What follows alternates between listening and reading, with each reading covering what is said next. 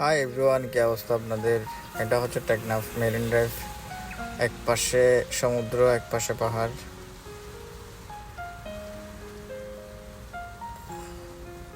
এখন চলে আসলাম হলো পাটওয়ারটেক। এগুলো হচ্ছে পাটওয়ারটেকের পাথর। আজকে জোয়ার নাই, এই জন্য পাথরগুলো খুব ভালোভাবে দেখা যাচ্ছে। পাথরের মধ্যে হাঁটতেও পারতেছি না, ভয় লাগতেছে কোন সময় পাথরের ভিতর ঢুকে যায়।